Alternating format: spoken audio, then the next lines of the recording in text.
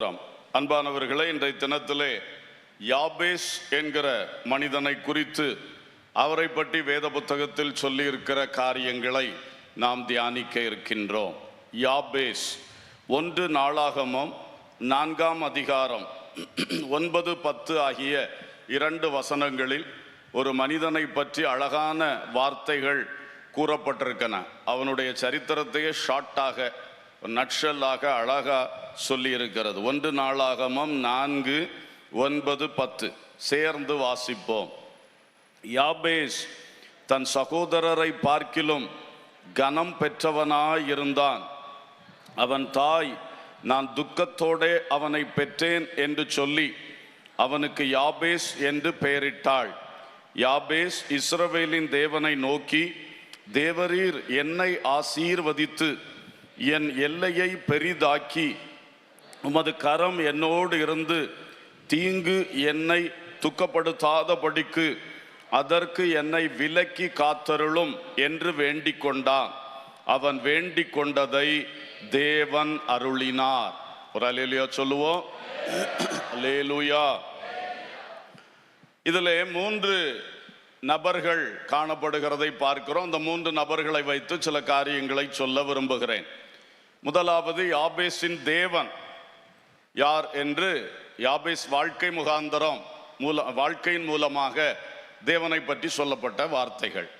2வது, யாபேஸின் தாய், அவளுடைய சுபாவம் சம்பந்தப்பட்ட காரியங்கள். 3வது, யாபேஸ் அவனுடைய ஒரு பரிதாபமான முன்னிலையும் அவனுடைய ஒரு நல்ல ஜபமும் அந்த ஜபத்துக்கு பின்னால் ஒரு ஆசீர்வாதமான பின்னிலையும். இதுதான் இந்த 2 வசனங்களில் சொல்லப்பட்டிருக்கிற அழகான ஒரு சத்தியம். தயவாய் கவனியுங்கள். முதலாவது, யாபேஸின் தேவன். அல்லேலூயா. அவர்தான் நம்முடைய தேவன். அல்லேலூயா, ஸ்தோத்திரம். அவரை பற்றி ஒரே ஒரு வார்த்தை அழகாக வருகிறது. அந்த 10ஆம் வசனத்தின் இறுதி பகுதியிலே, அவன் வேண்டிக் கொண்டதை தேவன் அருளினார். ஆமென். நம்முடைய தேவனை பற்றி நிறைய நம்ம படிக்கிறோம், நிறைய அறிந்திருக்கிறோம். இந்த யாபேஸ் வாழ்க்கையின் மூலமாய் அறிகிற ஒரு முக்கியமான விஷயம், அவர் வேண்டிக் கொண்டதை அருளி செய்த தேவன். அல்லேலூயா. அன்று யாபேசுக்கு அவன் வேண்டிக் கொண்டதை அருளி செய்தார். இன்று நமக்கும் நாம் வேண்டிக் கொள்வதை நமக்கு அருளி செய்து கொண்டே இருக்கிறார். ஆமென், ஆமென். சோ இந்த தேவன் ஜெபத்தை கேட்கிறவர், ஜெபத்தை கேட்கிற தேவன். சங்கீதம் 65:2, ஜெபத்தை கேட்கிறவரே, மாம்சமான யாவரும் உம்மிடத்தில் வருவார்கள். தேவன் பரிசுத்தர், தேவன் வல்லமை உள்ளவர், தேவன் இரக்கம் செய்கிறவர், மன்னிக்கிறவர். அதோடு கூட தேவன் ஜெபத்தை கேட்கிறவர். அல்லேலூயா. அவர் மனிதர்களாகிய நம்முடைய வாயிலிருந்து புறப்படுகிற ஒவ்வொரு வேண்டுதல்களை, விண்ணப்பங்களை, ஜபங்களை காது நிறைய கேட்கிறார். அல்லேலூயா. அவர் தம்முடைய செவியை ஒரு மனிதனுடைய கூப்பிடுதலுக்கு விலக்கிக் கொள்பவர் அல்ல. ஆமென். எப்பொழுதும் அவர் மனிதனுடைய வாயிலிருந்து வரக்கூடிய வார்த்தைகளை, அவரை நோக்கி கூப்பிடுகிற ஒவ்வொரு காரியத்திலும் செவிசாய்த்து கேட்கிறவர். அல்லேலூயா. கேட்கிறவர் மட்டுமல்ல, கேட்டதை அருளி செய்கிறவர். ஆமென். இந்த விசுவாசத்தில் தேவ மக்கள் இன்றைக்கு உறுதிப்படுவோமாக. மத்தேயு 7ஆம் அதிகாரம் 7, 8 வசனங்கள் சொல்லுகின்றன. கேளுங்கள், அப்பொழுது உங்களுக்கு கொடுக்கப்படும். தேடுங்கள், அப்பொழுது கண்டடைவீர்கள். தட்டுங்கள், அப்பொழுது உங்களுக்கு திறக்கப்படும். ஏனென்றால் கேட்கிற எவனும் பெற்றுக்கொள்ளுகிறான், தேடுகிறவன் கண்டடைகிறான், தட்டுகிறவனுக்கு திறக்கப்படும். அல்லேலூயா. ரொம்ப ஓப்பனா ஆண்டவர் ரொம்ப வாசல் திறந்து பேசுகிறார். கேள், உனக்கு கொடுக்கப்படும். கேளுங்கள், அதான் சொல்றார். கேளுங்கள், அப்பொழுது உங்களுக்கு கொடுக்கப்படும். கேட்கிற எவனும், சொல்லுங்க, பெற்றுக்கொள்ளுகிறான், பெற்றுக்கொள்ளுகிறான். நிறைய காரியங்கள் நாம் கேட்காதபடியினால் பெற்றுக்கொள்ளவில்லை என்பதுதான் உண்மை. கேட்க நேரம் இல்லை. ஜெபிக்க உட்கார்ந்தா கூட சில வேளை கேட்காத நினைவு வருகிறதில்லை. கேட்க வேண்டியதை கேட்க நினைவு வருகிறதில்லை. நிறைய தடைகள் அதுக்கு இருக்கிறது, கேட்கிறதுக்கு தடைகள். ஆனால் கேட்கிற எவனும் பெற்றுக்கொள்ளுகிறான் என்று இயேசு சொன்னார். அல்லேலூயா. கேட்க தெரிந்தவர்கள் நீங்கள் தானே. எல்லாருக்கும் கேட்க தெரியாது. மனுஷன்ட்ட கேட்க தெரியும், வேற எங்கெங்கயோ கேட்க தெரியும். பெற்றுக்கொள்ள வேண்டிய இடமாகிய கர்த்தரிடத்தில் கேட்க அநேகருக்கு தெரியாது. ஆனா உங்களுக்கும் எனக்கும் தெரியும். அல்லேலூயா. தெரிந்த நாம் எந்த அளவுக்கு கேட்கிறோம், எத்தனை காரியங்களுக்காக தேவனிடத்தில் கேட்கிறோம், நமக்காக கேட்கிறோமா, பிறருக்காக கேட்கிறோமா, எங்க எதுக்காக கேட்டாலும் கர்த்தரதை கேட்பார். அல்லேலூயா. அதனால கேட்கிற எவனும் பெற்றுக்கொள்கிறான். இவ்வளவு ஓப்பனா வாசல் திறந்து கொடுத்திருக்கும் போது கேட்க அறிந்த நாம் கேட்காமல் இருக்கிறது மிக தப்பு. நீங்கள் பல காரியங்களை ஏன் பெற்றுக்கொள்ளவில்லை? நீங்கள் கேட்காதபடியினால் பெற்றுக்கொள்ளவில்லை என்று வசனம் சொல்லுகிறது. அதனால இந்த கேட்கிறது, ஜெபிக்கிறது, யாபேசின் தேவன் நம்முடைய தேவன் நமக்கு தருவார். அந்த ஒரு விசுவாசம் இன்றைக்கு ஒரு விசை கூட தேவ மக்களுக்குள் உறுதி அடைவதாக. ஆமென். எரேமியா 33:6 மிக அருமையான ஒரு வாக்குத்தத்தம். என்னை நோக்கி கூப்பிடு, நான் உனக்கு மறுவுத்தரவு தந்து நீ அறியாததும் உனக்கு எட்டாததுமான பெரிய காரியங்களை அறிவிப்பேன். அல்லேலூயா. ஸ்தோத்திரம். எரேமியா 33:3 என்னை நோக்கி கூப்பிடு, நான் உனக்கு மறுவுத்தரவு தந்து நீ அறியாததும் உனக்கு எட்டாததுமான பெரிய காரியங்களை உனக்கு அறிவிப்பேன். ஒரு உள்ளமும் பொங்கவில்லையே, ஒரு அல்லேலூயாவும் வரவில்லையே. அதுதான் உங்கள் ஜெபத்தின் ஒரு நிலையை வெளிப்படுத்துகிறது. அந்த ஒரு சந்தோஷம், நான் கேட்டேன், ஆண்டவர் தந்தார், நான் கேட்டுக்கொண்டிருக்கிறேன், பல காரியம் தந்துட்டே இருக்கிறார், இன்னும் தருவார். அந்த மகிழ்ச்சி எப்பவும் தேவ மக்களுக்குள் பொங்கி வழியணும். அல்லேலூயா. இது போல ஒரு பாக்கியம் வேற எதுவும் இல்லை. உங்க அப்பா நீங்க கேட்டெல்லாம் தந்துருவாரா? தர விரும்பினாலும் அவரால் தந்துக்கிட முடியுமா? உங்க புருஷன் எல்லாம் செஞ்சிருவாரா? உலகத்துல யாராலும் எல்லாவற்றையும் செய்ய முடியாது. அல்லேலூயா. ஆனால் இந்த தேவன் சகலத்தையும் செய்ய வல்லவர். அது மட்டும் இல்ல, கேட்கிறவனுக்கு கொடுக்க வேண்டும் என்ற தாராள உள்ளம் படைத்தவர். ஆமென். இந்த தேவனிடத்துல கேட்டு கேட்டு கேட்டு வாங்கிக்கிடன், கேட்டு கேட்டு கேட்டு வாங்கிக்கிடன், சலிக்கவே மாட்டார். சில ஆட்கள் கூட போன வாரம் தானே தந்தேன், ஒரு மாசம் கழிச்சு வாருங்க அப்படின்றவார்கள். சும்மா சும்மா தர விரும்ப மாட்டார்கள். ஒருக்கா தந்தா அடுத்தது கேட்டா சலித்துருவார்கள். ஆனா இந்த தேவனிடத்துல ஒரு நாள் எவ்வளவு கேட்டாலும் கேட்டுக்கிட்டே இருந்தாலும் அவருக்கு அது சந்தோஷமா தான் இருக்கும். அல்லேலூயா. இத போல ஒரு நபரை நீங்க உலகத்துல எங்கேயுமே பார்க்க முடியாது. ஆமென். ஆகவே தேவ மக்களே, நீங்கள் எல்லாரும் ஜெபிக்கிறவர்கள் தான், ஜெபிக்க தெரிந்தவர்கள் தான். ஆனால் அந்த ஜெபத்தில் ஒரு சந்தோஷம் இருக்கா? அந்த ஜெபத்தில் ஒரு உற்சாகம் இருக்கிறதா? அந்த ஜெபத்தில் ஆதியில் இருந்த ஒரு விசுவாசம் இருக்கிறதா? அதைத்தான் இன்றைக்கு புதுப்பித்துக் கொள்ளணும். அல்லேலூயா. யாபேசின் தேவன் அவன் வேண்டிக் கொண்டதை அவனுக்கு அருளி செய்தார். அல்லேலூயா. நம்ம பேர் அதுல போட்டுக்கிடுவோம், இன்னாரின் தேவன் நான் கேட்பதை எனக்கு அருளி செய்வார். அல்லேலூயா. உங்க பேர் அதுல போட்டுக்கிடுங்க. அவர் யாபேசுக்கு மட்டும் தெய்வம் அல்ல, நம்ம எல்லாருக்கும் அவர் தேவனா இருக்கிறார். நாம் கேட்கிறதெல்லாம் நமக்கு தருகிற தேவனா இருக்கிறார். அல்லேலூயா. அதே வேளையில இதுக்குள்ள நிறைய வசனங்கள் இருக்கு, நமக்கு தெரியும். அதெல்லாம் நான் இப்ப விளக்கம் சொல்ல போகல. இல்லையா? நீ தப்பானதை கேட்டா தருவார்னு சொல்லல, உனக்கு ஆகாததை, உனக்கு ஆபத்தானதை நீ கேட்டா தருவான்னு சொல்லல. உன் மேல ஆண்டவர் ரொம்ப பிரியமா இருக்கிறார். அவர் பெரிய சித்தம், திட்டத்தை உன் மேல வச்சிருக்கிறார். அதுக்கு கொமைச்சல் இல்லாதபடி நீ கேட்பதெல்லாம் உனக்கு தருவார். அதான் இந்த முழு சத்தியம், வேதம் சொல்ற சத்தியம். அல்லேலூயா. இந்த ஒரு வசனத்தை எடுத்து சொல்லும் பொழுது சிலர் இடறி போவார்கள். வேண்டிக் கொண்டதெல்லாம் தருவாராம், அப்போ அவனை கொல்லுன்னு சொன்ன, ஏன் இன்னும் கொல்லல அப்படின்னு நினைப்பார்கள். என்ன, இல்லைன்னா வேற ஏதாவது ஆகாததா அபத்தமானதெல்லாம் சொல்லிக்கிட்டு இருப்பார்கள். ஒரு வசனம் இல்ல, பைபிள் முழுசும் இருக்கிற சத்தியம் சொல்றது தான், தேவன் உண்மையில் ஒரு பெரிய சித்தமும் பெரிய திட்டமும் வச்சிருக்கிறார். உனக்கு நன்மையாக அவர் வைத்திருக்கிற திட்டத்தின்படியாய் என்ன கேட்டாலும் தருவார். அல்லேலூயா. அல்லேலூயா. சோ நல்லா கேளுங்க. இப்போ சிலருக்கு ஜெபத்துல சந்தோஷம் குறைஞ்சி போன காரணம் விசுவாசம் கொஞ்சம் மங்கி போன காரணம் என்னன்னா, நான் அதை கேட்டேன் கிடைக்கல, இதை கேட்டேன் கிடைக்கல. புரியுதா? அப்படி ஆகக்கூடாது. அவர் அவருடைய சித்தத்தின்படி அவர் உனக்காக வைத்திருக்கிற திட்டத்துக்குள் நீ எது கேட்டாலும் தருவார். அப்போ நம்ம கேட்ட சில விஷயங்கள் அவர் நம்ம மேல் வைத்த சித்தத்துக்குள்ள இல்லை, நம்ம மேல அவர் வச்ச திட்டத்தின்படி இல்லை, இல்லையா? அது நமக்கு தீமையானது, நமக்கு தெரியாம கேட்டுட்டு கிடந்தோம்.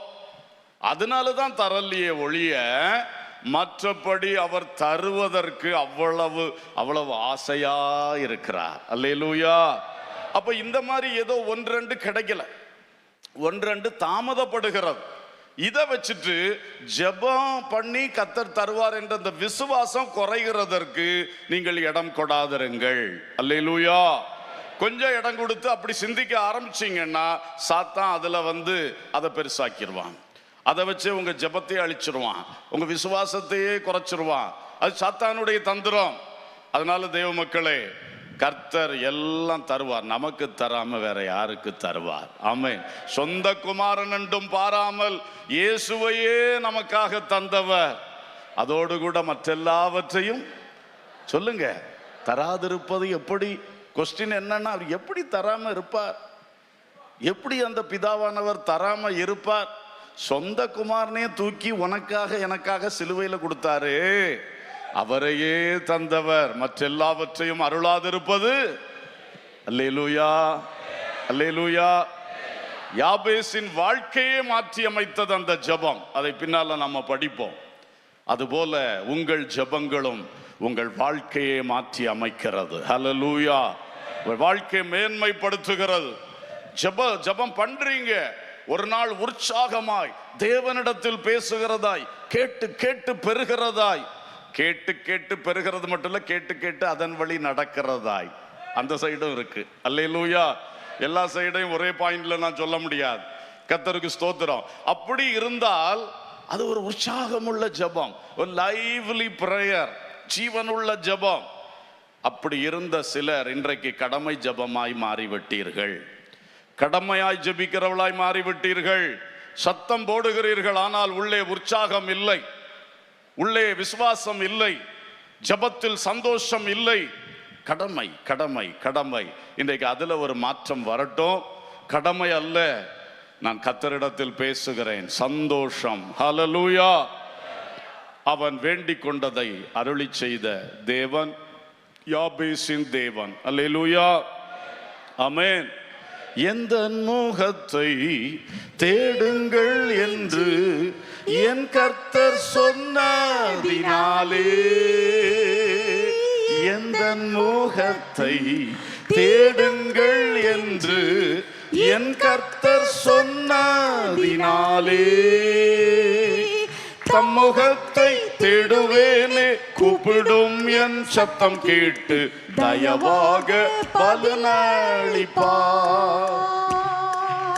தம்முகத்தை தேடுவேனே, கூப்பிடும் என் சத்தம் கேட்டு தயவாக பதிலளிப்பார். காலையும் மாலை எவ்வேளையும் கர்த்தரை கருத்துடன் பாடிடுவே. காலையும் மாலை எவ்வேளையும் கர்த்தரை களிப்புடன் பாடிடுவே. பரிசுத்த பரிசுத்த பரிசுத்த என தூதர் பாடிடும் தொனி கேட்குதே.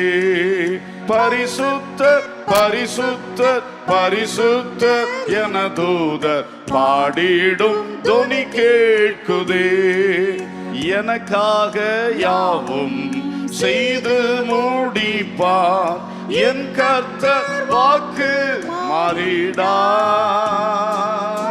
எனக்காக யாவும் செய்து முடிப்பார், என் கர்த்தர் வாக்கு மாறிடார். தமக்கென்றும் பயந்திடும் பக்தர் யாவர் விருப்பமும் தவறாமல் நிறைவேற்றுவார். தமக்கென்றும் பயந்திடும் பக்தர் யாவர் விருப்பமும் தவறாமல் நிறைவேற்றுவார்.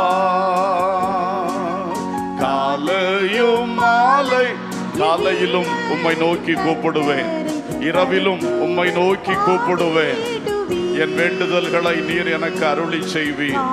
உம் முகத்தை எப்போதும் தேடுவேன், அப்பொழுது எனக்கு நீர் பதில் தருவீர்.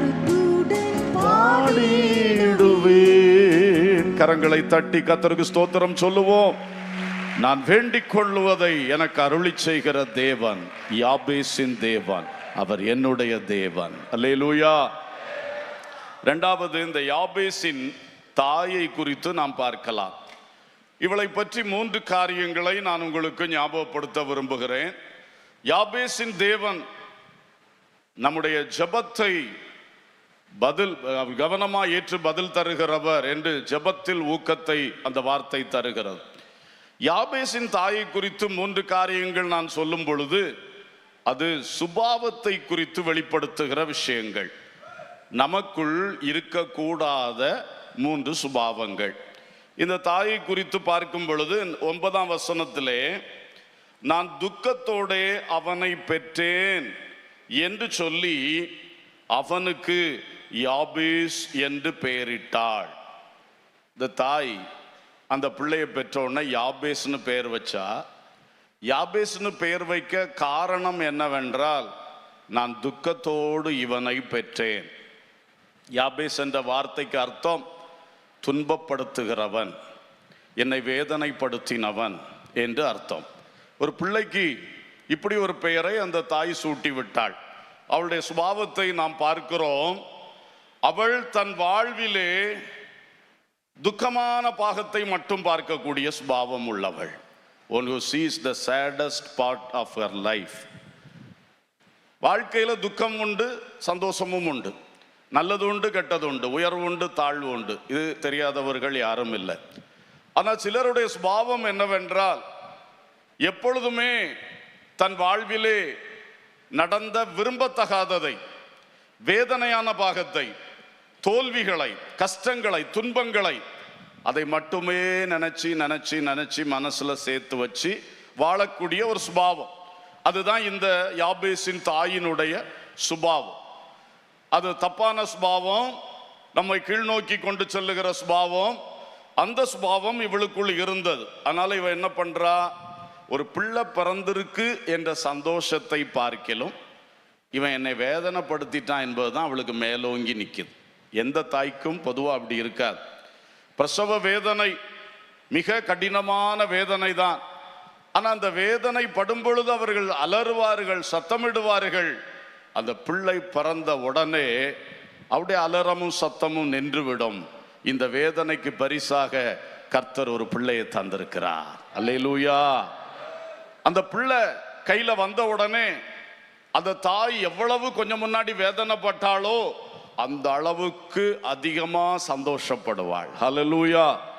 அப்ப இவள் மட்டும் வித்தியாசமான சுபாவமா இருக்கிறாள். அந்த பிள்ளைய கையில எடுத்த பிறகும் பேர் எப்படி சூட்டுறா, அந்த வேதனையை தான் நினைக்கிறார். அந்த வேதனையின் பலனாக வந்த இந்த நல்ல பரிசை, நல்ல ஈவை பார்த்து சந்தோஷப்படுவதற்கு அவளுக்கு வரவே இல்லை. அப்போ இது மாதிரி சில கேரக்டர்ஸ் இருக்கிறது. என்னை கேட்கிற சகோதரனே, சகோதரியே, வாலிபர்களே, பிள்ளைகளே, உங்களுக்குள் இந்த தன்மை இருக்கக்கூடாது. யாருக்காவது இப்படிப்பட்ட தன்மை இருக்கா? ஒரு வேதனை வருகிறது, அடுத்து அந்த வேதனையினாலேயே ஒரு பலன் கிடைக்கிறது. ஆனா சிந்தனையெல்லாம் எது இருக்குது? அந்த பட்ட வேதனை தான் மறக்காம இருக்குது. அந்த வேதனையினால பெற்றெடுத்தது கிடைத்த ஆசீர்வாதம், அதை பற்றி பெரிய சிந்தை இல்லை, அது சிந்தையில் தங்கவில்லை. பேட் கேரக்டர் யாருக்குள்ள இப்படி இருக்கிறது? கொஞ்சம் யோசித்து பாருங்க. உங்களுக்குள்ள இருந்துச்சுன்னா இன்றைக்கு அதை எடுத்து ஆண்டோர் பலிபீடத்தில், ஆண்டோர் சமூகத்தில் திறந்து வைங்க. ஆவியானவர் அதில் அசைவாடுவார், பொல்லாத சுபாவத்தை சுட்டரிப்பார், நல்ல சுபாவத்தை உருவாக்குவார். அல்லேலூயா. பாருங்க, ஆதியாகம புஸ்தகம் 35ஆம் அதிகாரம் 18வது வசனம். மரண காலத்தில் அவள் ஆத்துமா பிரியும் போது அவள் அவனுக்கு பெனோனி என்று பெயரிட்டாள். அவன் தகப்பனோ அவனுக்கு பென்யமீன் என்று பெயரிட்டான். யாக்கோபுக்கு ராகேலுக்கும் 2வது மகன் பென்யமீன், பெஞ்சமின் பிறக்கிறான். அங்கே பிறக்கும் பொழுது அந்த டெலிவரியில அவ மரிக்கிறா. தாய் ராகேல் பிள்ளையை பெற்றெடுக்கிறாள், தாய் மரித்து விடுகிறாள். மரண காலத்தில் பெற்றெடுத்த அந்த பிள்ளைக்கு ஒரு பெயர் போட்டாள், பெனோனி. உடனே தகப்பனாகிய யாக்கோபு, தாய் போட்ட பெயர், அவளும் மரிக்க போறா, இந்த சூழ்நிலையில் அவள் போட்ட பேரை நாம் மாற்றுறது எப்படின்னு கூட யோசிக்காம பட்டுன்னு சொன்னார், இவன் பெனோனி அல்ல, பென்யமீன். அல்லேலூயா. இந்த காரியத்தில் இந்த தாய்க்கும் தகப்பனுக்கு இருந்த சுபாவ வித்தியாசம் நமக்கு நன்றாய் தெரியுது. இந்த ராகேல் யாபேசின் தாயை போன்றவள். அவள் என்ன பண்றா, பிள்ளையை பெற்றெடுத்தாச்சு, தான் சாக போற, அந்த பிள்ளை நல்லா இருக்கட்டும், நல்ல பேரோடு இருக்கட்டும் என்று சொல்லி பேர் போடாம பெனோனினா சன் ஆஃப் மை சாரோ, என் துக்கத்தின் மகன், என் துக்கத்தின் மகன் என்று. அப்ப அவளைத்தான் அவளுடைய வேதனையைத்தான் பெருசுப்படுத்தி இந்த பிள்ளைக்கு தலைக்கு மேல அதை சாத்துறா, துக்கத்தின் மகன். அப்ப நீ இந்த பிள்ளைய என்னைக்கும் அவங்க பாஷையில பெனோனின்னு சொன்னா அதுக்கு அர்த்தம் என்ன, துக்கத்தின் மகன், துக்கத்தின் மகன். இப்படி பிள்ளைக்கு பேர் போடுறா. அவள் துக்கத்தை தான் நினைச்சாலே ஒழிய இப்படி ஒருத்தன் வந்திருக்கான் அவன் வாழ போகிறான் என்கிறத அவ நினைக்கல. தகப்பன் பாருங்க, அந்த இடத்துல டக்குன்னு பேரை மாத்தினான் யாக்கோபு. அவன் சொன்னான், இவன் பெனோனி அல்ல, இவன் பென்யமீன். அல்லேலூயா. பென்யமீன் சொன்னா the son of my right hand, என் வலது பாரிசத்தின் மகன். அல்லேலூயா. இந்த பிள்ளை பிறந்தது வேதனை, அது பிறக்கும் போது தாய் செத்து விட்டது உண்மைதான், வேதனை தான். ஆனா அவன் மேல இனி வேதனை என்று பெயர் வைத்து அவனை பூமியில் வாழ்நாளெல்லாம் நாம கஷ்டப்படுத்த கூடாது, அந்த துக்கத்தை நாம் பெருசுபடுத்த கூடாது. அந்த துக்கத்தில் கர்த்தர் தந்த ஒரு ஆண் பிள்ளை, அவன் எனக்கு வலது கையாயிருப்பான். அல்லேலூயா, அல்லேலூயா. தாயை துக்கப்படுத்தினது உண்மைதான். ஆனா தகப்பன் சொல்றான், இனி நான் இவளையும் இழந்து இவனையும் வேதனை வேதனைன்னு சொல்லி வாழ்வது எப்படி இருக்கும் என்று சொல்லி அவன் தன் வலது பாரிசத்தின் மகன் என்று அந்த பையனுக்கு பெயர் வைக்கிறான். அல்லேலூயா. இதுவும் அந்த ராகேல் யாபேசின் தாய்க்கு அதே சுபாவம், யாக்கோபு நேர் எதிரான அழகான சுபாவம். அப்போ நாம் இவைகளை கவனிக்க வேண்டும். துக்கம் என்பதை மட்டும் பெருசுபடுத்தி பார்க்க கூடாது. ஒவ்வொரு துக்கத்திலும் கர்த்தர் சில நன்மைகளை நமக்கு செய்கிறார். ஆமாவா இல்லையா? நிச்சயமா, நிச்சயமா. நம்மை வீணாய் கஷ்டத்துக்கு ஒப்பு கொடுக்க மாட்டார். அன்றியும் அவருடைய தீர்மானத்தின்படி அழைக்கப்பட்டவர்களாய், சொல்லுங்க, தேவனிடத்தில் அன்பு கூறுகிறவர்களுக்கு சகலமும் நன்மைக்கு ஏதுவாக நடைபெறுகிறது என்று அறிந்திருக்கிறோம். அப்ப நம்ம வாழ்க்கையில எது சகலமும்னா, எந்த துக்கம், எந்த கஷ்டம், எந்த வேதனை, எந்த காரியமும் பின்னால ஒரு நன்மைக்கு ஏதுவாக நடத்துகிறார், அனுமதிக்கிறார். அப்ப இதெல்லாம் அறிந்து புரிந்த நமக்கு ஏன் அந்த துக்கத்தை பெருசுபடுத்திட்டு இருக்கணும்? ஏன் அந்த தோல்வியின் வேதனையை பெருசுபடுத்திட்டு இருக்கணும்? அதை விட்டு தள்ளி கர்த்தருக்குள்ளே திடன் கொண்டு, அவள் இவன் என் துக்கம் அப்படின்னா, அவன் சொன்னா இல்ல, இவன் தான் எனக்கு ரைட் ஹேண்ட், வலது கை அப்படின்னா. அல்லேலூயா. அவ துக்கமா அவனை பார்த்தா, அவன் யாக்கோபு அவனே ரைட் ஹேண்ட்னா ஒரு பலம், எனக்கு கூட இருப்பான், ரைட் ஹேண்டா இருப்பான் என்று சொல்லி அவன் நல்ல ஒரு சிந்தையோடு அவனுக்கு பேரை போட்டான். அல்லேலூயா. இதை தேவ மக்கள் கவனிக்கணும். 1 சாமுவேல் 4ஆம் அதிகாரம் 21ஆம் வசனத்துல பார்க்கிறோம். தேவனுடைய பெட்டி பிடிபட்டு அவளுடைய மாமனும் ஏலியும் அவளுடைய புருஷனும் பினகாசும் இறந்து போனபடியினால் அவள் மகிமை இஸ்ரவேலை விட்டு போயிற்று என்று சொல்லி அந்த பிள்ளைக்கு இக்கபோத் என்று பெயரிட்டாள். ஏலியின் மருமகள், பினகாசின் மனைவி, ஆசாரிய குடும்பம். அங்கே ஒரு பிள்ளை பிறக்கிறது. அந்த பிள்ளை பிறக்கிற சமயத்தில் தேவனுடைய உடன்படிக்கை பற்றி சரித்திரத்தில் முதல் முறையாக சத்துரு கையில் பிடிபடுகிறார். அப்போ இந்த தாய், இந்த இக்கபோத்தின் தாய், ஒரு நல்ல காரியமும் அவளை பற்றி சொல்லணும், ஒரு இந்த சுபாவத்தையும் சொல்லணும். நல்ல காரியம் என்னன்னா, அவ தனக்கு பிள்ளை பிறந்ததுன்னு உள்ளதெல்லாம் விட்டுக்கிட்டு இஸ்ரவேலை விட்டு மகிமை போயிருச்சேன்னு சிந்திச்சா. அது ஒரு ஊழியரின் நல்ல பார்வை. அல்லேலூயா. ஊழியர் குடும்பத்தில் மருமகளா இருக்கிறா, அவள் புருஷனும் ஊழியக்காரன். ஆனா நல்ல பார்வை, தன் குடும்பத்தை மீறின பார்வை, தன்னுடைய பிள்ளை ஒன்று கிடைத்தது என்பதையும் மீறி இந்த தேசம் இஸ்ரவேல் மகிமை இழந்துருச்சே, கர்த்தருடைய பெட்டி பிடிபட்டு விட்டதே என்று சிந்திச்சது அவருடைய நல்ல காரியம். சுயநலம் இல்லாமல் சிந்தித்தவள். ஆனா பேரை கொண்டு யார் மேல போட்டுட்டா? இந்த பிள்ளை இனி வாழணுமே, மகிமை போயிருச்சு. எப்ப பார்த்தாலும் இனி இந்த பிள்ளைக்கு வாழ்நாள் காலத்துல எல்லாம் என்ன சொல்லுவாங்க? மகிமை போயிருச்சு, இக்கபோத், மகிமை போயிருச்சு, மகிமை போயிருச்சு. அப்படி சொன்னா எப்படி? என்னைக்கு மகிமை போயிருமா? அது திரும்ப வரும். அல்லேலூயா. உடன்படிக்கை பற்றி திரும்ப வந்தது. ஆமென், ஆமென், தோத்திரம், அல்லேலூயா. அப்போ மகிமை போனாலும் திரும்ப வரும். நம்மை தாழ்த்தினால், நாம் திருந்தினால் அவர் நம்மை திரும்ப சீர்படுத்துவார்.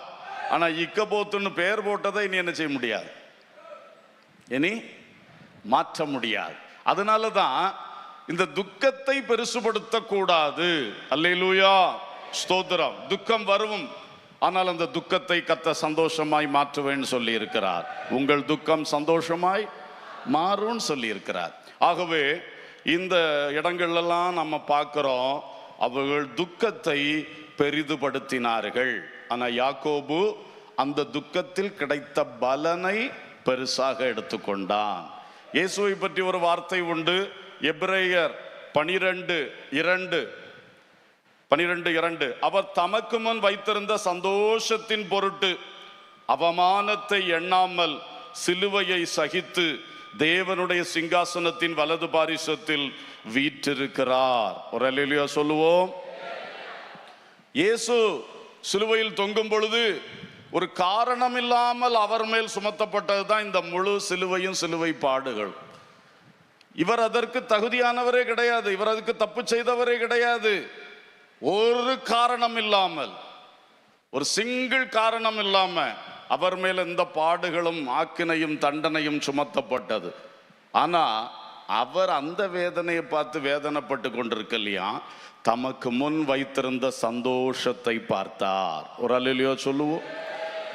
இன்று எனக்கு சிலுவை பாடு, சிலுவை வேதனை, ஆனா இதுக்கு அடுத்தது எனக்கு வரப்போகிறது. கர்த்தர் என்னை உயர்த்தி அவர் வலது பாரிசத்தில் உட்கார பண்ண போகிறார். அல்லேலூயா. வானோர் பூதலத்தோர் பூமியின் கீழானோர் யாவரும் நடுங்கும் நாமத்தை எனக்கு தரப்போகிறார். அல்லேலூயா. இந்த கூட்டங்கள் எல்லாம் முழங்கால் படியிடும் நாமத்தை எனக்கு தரப்போகிறார். ஆமென். அதான் விசேஷம். அப்ப அவர் அதை பார்த்தார். இப்ப பெயின், ஆனா இனி பெரிய விக்டரி. நம்ம எதை சிந்திக்க ஆரம்பிக்கிறோம்? அல்லேலூயா. பாடுபட்டு உழைக்கிறேன், ஆனா இந்த உழைப்பினால நாளைக்கு எங்க குடும்பம் நன்றாக வாழும். அல்லேலூயா. இதான் விஷயம். ஆகவே தேவ மக்கள், எப்பொழுதுமே இந்த துக்கம் வேதனை என்பதை பார்க்கிறத விட்டு மாறுங்கள். இதன் நடுவிலும் கர்த்தர் எனக்கு ஒரு நன்மையை வைத்திருக்கிறார் என்று தைரியமா சொல்லுங்க. அல்லேலூயா. நாம் எப்பொழுதும் கர்த்தர் அடுத்து செய்ய போகிற காரியங்களை பார்ப்போம். இன்றைக்கு பாடுபடுகிறதுனால் நாளைக்கு நன்மை வரும், இன்றைக்கு கஷ்டப்படுறதுனால் நாளைக்கு ஜெயம் வரும். அல்லேலூயா, ஸ்தோத்திரம். இதை நாம் சிந்திக்க வேண்டும்.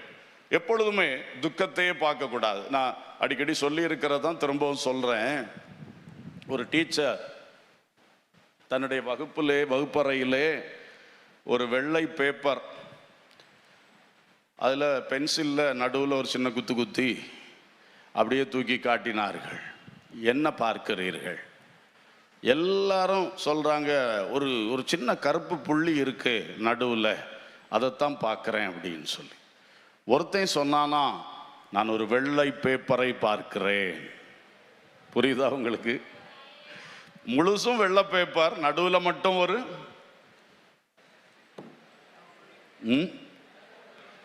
நடுவில் மட்டும் ஒரு ஸ்தோத்திரம். ஆனால் எல்லாரும் எதுதான் பார்த்தாங்க? அந்த சின்ன கருப்பு புள்ளியை கரெக்டாக பார்த்தாங்க. சுற்றி இருக்கக்கூடிய வெள்ளை ஒருத்தர் கண்ணுக்கும் ஒரு பொருட்டா தெரியல. இதே மாதிரி தான் 99 நன்மைகள் உன் வாழ்வில் இருந்தாலும் ஒரு சின்ன ஒரு பென்சில் குத்து, ஒரு சின்ன ஒரு கருப்பு, அதுதான் பெருசு. ஐயோ இப்படி ஆயிற்று, ஐயோ இப்படி சொல்லிட்டாங்களே, இப்படி ஆகிட்டனே. ஆனா நீ மற்ற 99 சிந்திச்சு பார், நீ மகிழ்ந்து களி கூறுவாய். அல்லேலூயா. ஆனா இந்த யாபேசின் தாயின் சுபாவம் மற்ற 99 காண விடாது. அது ஒரு பொருட்டா தெரியாது.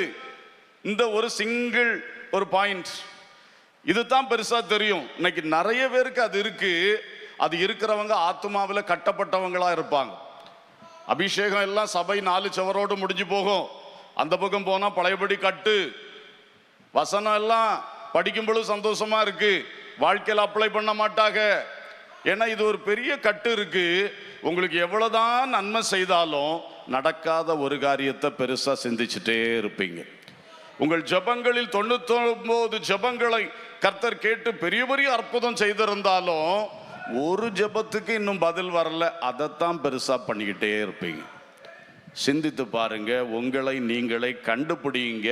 சும்மா பெருமை பாராட்டி நான் அப்படி இப்படின்னு சொல்லாதீங்க. இந்த மாதிரிப்பட்ட துக்கத்தை, எதிர்மறையானதை, தோல்வியானதை, கீழ் நோக்கினதையே பெருசுப்படுத்திக்கிட்டு இருந்தீங்கன்னா வாழ்க்கையில உயர முடியாது, கிறிஸ்துவுக்குள்ளும் வளர முடியாது. இது ஒரு பெரிய கட்டு. சொந்த குடும்பத்துக்குள்ள யோசித்து பாருங்க. புருஷனை நினைச்சா வெறுப்பா வருதா? அந்த ஆள் செய்யறது 100க்கு 100 உங்களுக்கு வெறுப்பா? இல்லை. 99 காரியம் உங்களுக்கு சந்தோஷம்தான், ஒரு காரியம் வெறுப்பு. அதுக்காக முழுவே வெறுப்புன்னு ஆக்கிட்டீங்க. மனைவி அது மாதிரி ஆக்கி வச்சிருக்கீங்க, பிள்ளைகளை அப்படி ஆக்கியிருக்கீங்க, பெற்றோர் அப்படி ஆக்கியிருக்கீங்க, உடன் விசுவாசிகளை அப்படி ஆக்கியிருக்கீங்க, உடன் வேலை செய்கிற நபர்களை அப்படி ஆக்கி இருக்கிறீங்க. அவன் செய்த தப்பு, நான் அது கரெக்ட்னு சொல்ல வரல. ஆனா அவங்க ஒருத்தங்க ஒரு தப்பு செஞ்சாங்க, நம்மளுக்கு பாதிப்பு வந்து. ஆனா இன்னும் 99 காரியத்துல நமக்கு எவ்வளவு சந்தோஷமும் ஜெயமும் இருக்கிறது. அல்லேலூயா. அதை சிந்தித்து கர்த்தரை ஸ்தோத்தரிக்காமல், அதை சிந்தித்து ஒரு மகிழ்ச்சியோடு இருக்காமல் நாம வீணா அந்த பார்வையிலே போயிட்டோம்னா கட்டப்பட்டு கட்டப்பட்டு என்ன நடந்தாலும் ஒரு சந்தோஷம் வரல, மூஞ்சிலே துக்கம் எழுதி ஒட்டி இருக்குது. யாபேசின் தாயே, இன்றைக்கு நீ திருந்துவாயாக, உனக்கு கர்த்தர் மகிழ்ச்சியை தருவார். அல்லேலூயா. ஏன்னா கர்த்தருக்குள் மகிழ்ச்சியா இருப்பதே உங்கள், சொல்லுங்க, பலன். நம்ம உள்ளம் ஆண்டவருக்குள்ள மகிழ்ச்சியா இருந்துச்சுன்னா அது பெரிய ஸ்ட்ரெங்க். அது சரீரத்துக்கும் பலன், ஆவிக்கும் பலன். ஹல்லேலூயா. நீ சோர்ந்து போவாயானால், வித்தியாசமான இந்த ஆட்டிடியூட்ஸுக்கும் ஃபீலிங்ஸுக்கும் இடம் கொடுத்துட்டு இருப்பாய் என்றால் அது உன்னை கீழ் நோக்கித்தான் போக பண்ணும், வளர்ச்சி வராது. ஆகவே இந்த விஷயத்தை கவனிப்போம். 2வது, இந்த யாபேசின் தாயினிடத்தில் இன்னொரு காரியம் என்னன்னா, அதே 9ஆம் வசனம், நான் துக்கத்தோட அவனை பெற்றேன் என்று சொல்லி அவனுக்கு யாபேஸ் என்று பெயரிட்டாள். நீ உனக்கு பேர் வச்சிருக்கலாம் இல்லையா? உன் துக்கத்தை உன் தலையிலே நீ வச்சுக்கலாம் இல்ல? எனக்கு இந்த அம்மா சொன்னாங்கல்ல, நகோமி அம்மா, என்னை இனி நகோமி என்று சொல்லாதிருங்கள். எப்படி சொல்லுங்க? மாறாள் என்று சொல்லுங்கள். நகோமி என்றால் நகைப்பு, மாறாள் என்றால் கசப்பு. அப்போ கரெக்டா சொன்னார். என் புருஷனுக்கு நான் மாறாள்னு பெயர் வைக்கிறேன்னு சொன்னாங்களா? என் பிள்ளைகள் மக்களோன் கிளியோனுக்கு இனி மாறாள் என்று பெயர் வைக்கிறேன்னு சொன்னாங்களா? அடுத்தவங்க மேல அவங்க அதை சுமத்தல்ல, தன் துக்கத்தை தன் மேலே என்ன பண்ணிக்கிட்டாங்க? ஓரளவு பரவாயில்ல, அது கூட தேவையில்லை, ஓரளவு பரவாயில்லன்னு சொல்லலாம் இதோட கம்பேர் பண்ணும்போது. இந்த அம்மா தனக்கு வந்த துக்கத்தை யார் மேல வச்சாச்சுப்போம்? பிள்ளைக்கு மேல. அந்த பிள்ளை ஏதாவது சூதுவாது தெரியுமா? அது ஏதாவது இவங்களை வேணும்னே கஷ்டப்படுத்திச்சா? அதுக்கு என்னத்தையா தெரியுமா? ஆனால் டெலிவரியில் ஒருவேளை வேதனை கூடுதலாக இருந்திருக்கலாம், அல்லது அந்த பினகாசின் மனைவிக்கு வந்த மாதிரி எதுவும் சூழ்நிலைகள் குடும்பத்திலேயோ தேசத்திலேயோ இருந்தோ நமக்கு தெரியல. ஏதோ ஒரு துக்கம் வந்துருச்சு, அந்த துக்கத்தை துக்கப்படுத்தினவன் அவன் தலைக்கு மேலே வச்சுட்டார். இதுதான் அந்த 2வது கெட்ட சுபாவம். என்ன சுபாவம்? One who loads others with her sorrow. தன்னுடைய கவலை பாரத்தை தூக்கி அடுத்த ஆளை பாரப்படுத்துறது, அடுத்த ஆளுக்கு தலையில வைக்கிற ஒரு கெட்ட சுபாவம் நிறைய பேருக்கு இருக்கு. இது இந்த யாபேசின் தாயினுடைய ஒரு பொல்லாத சுபாவம். ஸ்தோத்திரம். இதுல நம்ம கவனமா இருக்கணும். நமக்கு ஒரு பாரம், ஒரு துக்கம் வந்தா நம்ம அதை அடுத்த ஆளுக்கு மேல சுமத்தவே கூடாது. அந்த ஆளு தான் துக்கப்படுத்தினாலும் அந்த ஆளுக்கு மேல என்ன செய்ய வேண்டாம்? சுமத்த வேண்டாம். நாமும் சுமக்க வேண்டாம்.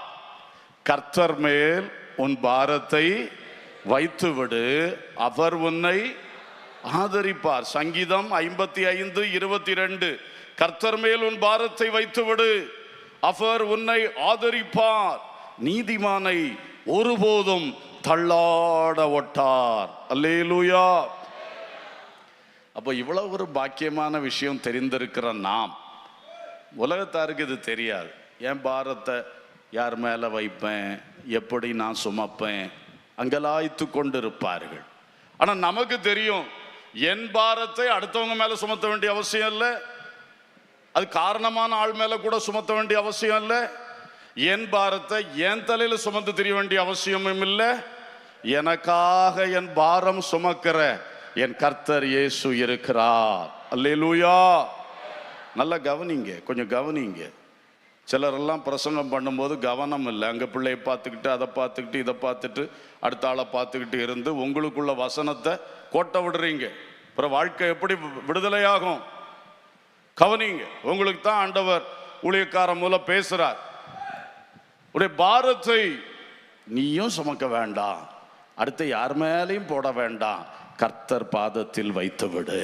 ஹல்லேலூயா. இதெல்லாம் சிம்பிள் பாடம், ஆனா நிறைய பேர் செயல்படுத்தாத பாடம். சும்மா பாரத்தை நம்மளே சுமக்கிறது.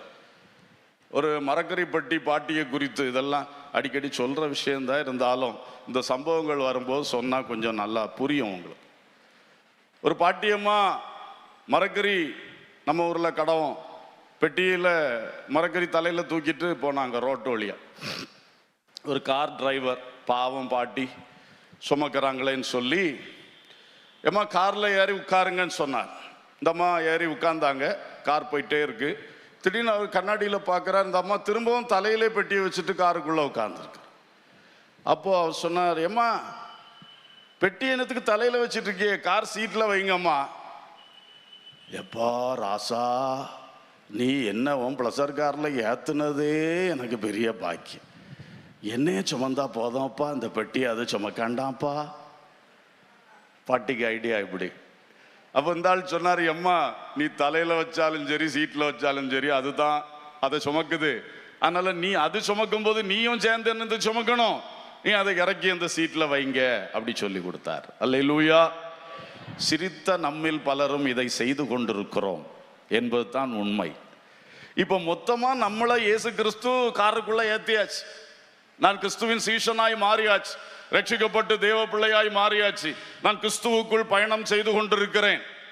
ஆனா என்னுடைய பாரங்களை எல்லாம் ஒரு பெட்டியில வச்சு என் தலையிலே நான் என்ன பண்ணிக்கிட்டு இருக்கேன், சுமந்துட்டே இருக்கேன். இது எவ்வளவு புத்தியீனமான காரியம். உன்னை சுமக்கிற கர்த்தர் உன் பாரத்தையும் சுமப்பார். ஆகவே அவர் சுமக்கிறத நீ திரும்ப சுமக்காத, ஓ தலையிலேருந்து இறக்கி அவர் காரிலே வச்சிரு, அவரிலே வச்சிரு. அல்லேலூயா. சிம்பிள் விஷயம். ஆனா இன்னைக்கு நிறைய பேர் செய்யறது கிடையாது. எல்லாரும் தன் தன் பாரத்தை தன் தன் தலையில சுமந்துட்டு அப்புறம் என்ன இது பாட்டு மட்டும், கர்த்தர் மேல் பாரத்தை வைத்து விட்டேன், கலங்கி தவிக்க மாட்டேன். ஆனா நடப்பு நேர மாறி. கர்த்தர் உன்னையே சுமக்கிறார், ஆனா உன் பாரத்தை நீ சுமந்து கொண்டிருக்கிறாய் அவசியம் இல்லாம. அந்த பாரத்தையும் கர்த்தர் மேல் வைக்க வேண்டும். ஹல்லேலூயா. யாபேசின் தாய் பாருங்க, அவ ரொம்ப மோசமானவா, தான் சுமந்தாலும் பரவாயில்ல, பிள்ளைக்கு மேல சுமத்திட்டா பாருங்க. அந்த அநியாயத்தை யாரும் செய்யவே கூடாது. அல்லேலூயா. பிள்ளைகளை சாபம் போடுகிற தாய்மாரெல்லாம் யாபேசின் தாயினுடைய மூத்த சகோதரிகளாக. அவ பாரத்தை தான் வச்சா. சில தாய்கள் எதை வைக்கிறாங்க, அதிலும் மிஞ்சி சாபங்களை. ஐயோ உன் தலைமுறை வாழ வேண்டாமா, உன் சந்ததி நல்லா இருக்காண்டாமா. உங்களுக்கு வேதனை வந்தது உண்மைதான். அந்த வேதனையை பாரத்தை கர்த்தர் மேல் வைப்பதுக்கு பதில் பிள்ளைகளுக்கு மேல சாபம் கூறாதிருங்கள். அல்லேலூயா. பிள்ளைகளுக்கு வேணா சிக்ஷை கொடுங்க. பைபிள் சொல்லுது, சிக்ஷிங்க. தகப்பன் தான் நேசிக்கிற பிள்ளைகளை சொல்லுங்க, சிக்ஷிங்க, திருத்துங்க. ஆனா சாபம் போடாதீங்க, எரிச்சல் ஊட்டாதிருங்கள், கெட்ட கெட்ட வார்த்தையெல்லாம் பேசாதிருங்கள். அல்லேலூயா. சரி, இப்போ இந்த மாதிரி தன்மை நமக்குள் இருக்கக்கூடாது. Transfer your burdens from your heart to the Lord.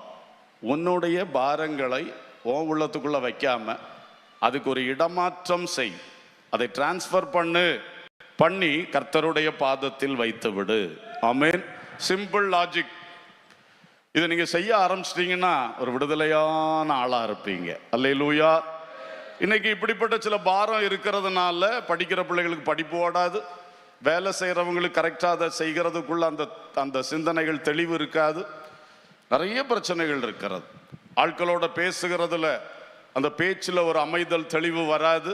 ஏன்னா இங்க ஏதோ ஒரு பாரம் அமுத்திக்கிட்டே இருக்கு, அது எல்லாத்தையும் குழப்பிக்கிட்டே இருக்கு. வீட்டுக்குள்ள எல்லாம் நிறைவா இருக்கு, ஆனா சந்தோஷம் இருக்காது. ஏன்னா ஆளுக்கு ஒவ்வொருத்தர் தலையில ஒரு பாரம். இந்த பாரத்தை சுமந்து ஏன் தவிக்கிறீர்கள்? வருத்தப்பட்டு பாரம் சுமக்கிறவர்களே, நீங்கள் எல்லாரும் என்னிடத்தில் வாருங்கள், நான் உங்களுக்கு இளைப்பாறுதல் தருவேன். எப்படி தருவார்? அவர்கிட்ட நம்ம போகும்போது அவர் நம்மையும் நம்முடைய பாரத்தையும் சேர்த்து எடுத்துக்கிறார். அல்லேலூயா. நம்ம உள்ளத்துல ரெஸ்ட் தரார், இளைப்பாறுதல் தரார், டென்ஷன் வராது, நம்ம உள்ளத்துல கொந்தளிப்பு வராது, அமைதலா தெளிவா வாழும்போது வாழ்க்கையில் சாதிக்கலாம். அல்லேலூயா. உங்க படிப்போ உங்க பணியோ தேவ ஊழியமோ எதை செய்றீங்களோ அதுல வெற்றி பெறலாம். ஆகவே பாரத்தை கர்த்தர் மேல என்ன பண்ணிருங்க, வச்சிருங்க. Convert your transfer your burdens to the Lord. ஆண்டவர்கிட்ட டிரான்ஸ்ஃபர் பண்ணிருங்க உங்க பாரங்கள். இதே மாதிரி பிலிப்பியர் 4:8 நமக்கு சொல்லுகிறது. நீங்கள் இதெல்லாம் தெரிஞ்ச வசனம் தானே, சேர்ந்து சொல்லலாமே. நீங்கள் ஒன்றுக்கும் கவலைப்படாமல் எல்லாவற்றை குறித்து உங்கள் விண்ணப்பங்களை ஸ்தோத்திரத்தோடு கூடிய ஜபத்தினாலும் வேண்டுதலினாலும் தேவனுக்கு தெரியப்படுத்துங்கள். அப்பொழுது எல்லா புத்திக்கும் மேலான தேவ சமாதானம் உங்கள் இருதயங்களை உங்கள் சிந்தைகளையும் கிறிஸ்து இயேசுவுக்குள்ளாக காத்துக்கொள்ளும். அல்லேலூயா. பாரத்தை மாதிரி கவலையும் இருக்கு. நிறைய விஷயத்துல கவலை அது போச்சே, இது நடக்கலையே, அது அப்படி ஆயிற்றே இப்படி ஆயிற்றே என்கிற பல கவலைகள் இருக்கின்றன. இந்த கவலைகளை என்ன செய்யணும்? இந்த வசனம் அழகா சொல்லுது. Convert your sorrows into prayer. Convert your sorrows into prayer. உன் கவலையை ஜெபமாக மாற்று. சிம்பிள். பார்த்தீங்களா? இதெல்லாம் ரொம்ப சின்ன பிள்ளைகளுக்கு சொல்ல வேண்டிய பாடம். ஆனால் இன்னைக்கு 20 வருஷம் 30 வருஷம் அனுபவமுள்ள தேவ மக்கள் கூட இதில் ஜெயம் எடுக்கலையே. கவலையால் நிறைந்த ஒரு சிந்தனையோடு வாழுகிறார்கள். எப்படி இது? ஏன் இந்த ஒரு பாலபாடம் சொல்லுவாங்க, ஆரம்ப பாடம், இதை கூட ஏன் செய்ய முடியல? இயேசு முதல் பிரசங்கமே என்ன சொன்னார்? ஆகாயத்து பறவைகளை கவனித்துப்பார். அதுக கவலைப்படலை, அதுக விதைக்கிறதும் இல்லை, அறுக்கிறதும் இல்லை, ஆனால் அதுக என்ன செய்யறதும் இல்லை, கவலைப்படலை. அவைகளை உங்கள் பரமபிதா பிழைப்பூட்டுகிறார். மனிதனே, உன்னை பிழைப்பூட்ட மாட்டாரா? நீ ஏன் உணவுக்காக கவலைப்படுற? இந்த காட்டு புஷ்பம் ரோட்ல நிக்கக்கூடிய பூ, இத பாரு என்ன அழகா இருக்கு. உன் தேவன் அதை எப்படி உடுத்துவித்திருக்கிறார்? உன்னை உடுத்துவிக்க மாட்டாரா? நீ உடைக்காக கவலைப்படாத. இதுதான் இயேசுடைய ஃபர்ஸ்ட் எல்கேஜி பாடம் சொல்லி கொடுத்தார். ஒண்ணுக்கும் என்ன பண்ணாதீங்க, கவலைப்படாதீங்க. கவலை வந்தா அந்த காக்காவை குருவியை பார், அதை பார்த்து பாடம் படி. ஒரு கவலை வந்தா அந்த பூக்கள் எல்லாம் பார்த்து பாடம் படி. சில சொல்லுவாருங்க, மைண்டுக்கு ஒரு சேஞ்ச் நல்லா இருக்கும், அதனால அப்படி தோட்டத்தில் நடந்துட்டு வாங்க. இங்க ஆண்டவர் சொல்லாரு, இல்லை அதில் நீ ஒன்று படி, அந்த பூக்களை எப்படி நான் உடுத்தி இருக்கிறேன் நீ யோசித்து பாரு, அப்போ உனக்கு கவலை போயிடும். இந்த காக்கா குருவியெல்லாம் எப்படி நான் போஷிக்கிறேன் பாரு, அதை சிந்திச்சு பார்த்தாலே உனக்கு கவலை போயிடும். நாளை தினத்துக்காக சொல்லுங்க. நீங்க வாயை திறந்தாலே பல இடத்துல வெற்றி பெறுவீங்க. அடைத்த வாய்கள் திறக்கட்டும். ஆமா, நாளை தினத்துக்காக, உன் சரீரத்துக்காக, சரீரத்தில் ஒரு முழம் கூடலையே குறையில்லையேன்னு சொல்லி கவலைப்படாத. அல்லேலூயா. ஃபர்ஸ்ட் பாடமே அதுதான். No worries. வரிஸ் வந்துட்டா convert your worries into prayer. அந்த கவலைய விண்ணப்பமா மாத்திட்டா அதுக்கு பிறகு இங்க இருக்காது, அங்க போயிடும். ஆமென். கர்த்தரிடத்தில் போய்விடும். கவலை பாரம் இது யாபேசின் தாய்க்கு ரொம்ப அதிகமா வந்துருச்சு. அதை தூக்கி பிள்ளைக்கு மேல போட்டான். எதுக்கு எடுத்தாலும் சிலருக்கு தான் அடுத்த ஆளை சொல்லிக்கிட்டே இருப்பாங்க, அடுத்த ஆளை சொல்லிகிட்டே இருப்பார்கள். அடுத்த ஆள் மேலே அந்த பாரங்களை வைப்பார். செய்யாதிருங்கள், கர்த்தர் மேல் உங்கள் பாரத்தை வைத்து விடுங்கள், அவர் உங்களை ஆதரிப்பார். அல்லேலூயா.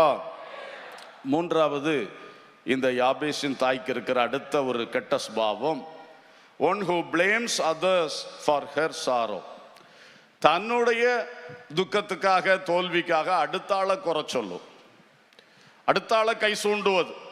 இந்த தன்மையும் நிறைய பேருக்கு இருக்கு.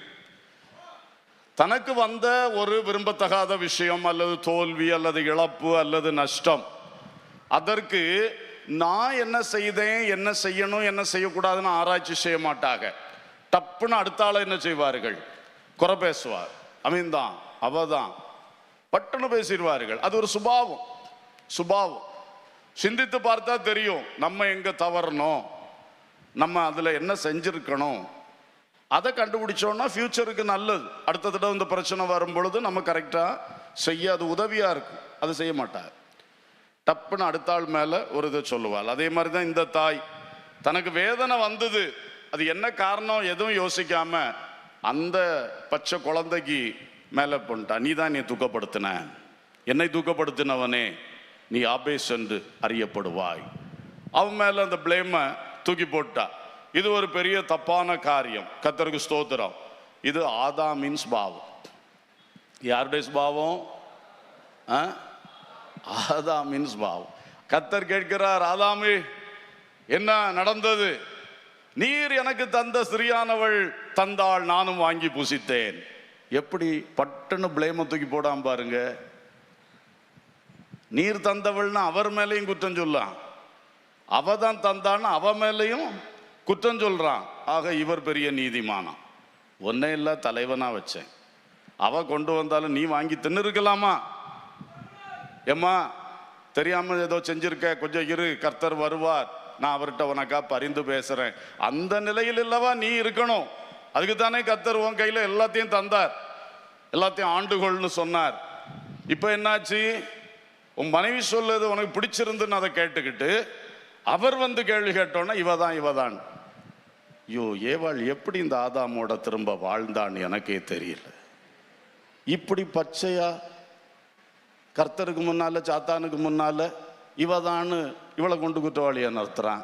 இப்படி ஒரு புருஷனோட எப்படி வாழ முடியும்? வசமா கை விட்டுருவார் ஆளு கூட்டத்தில் நம்மளை கை விட்டுருவார். அப்படிப்பட்ட ஆதாம். அவரை சொல்லும், அந்த ஆதாமின் சந்ததி தான் நம்ம எல்லாரும்.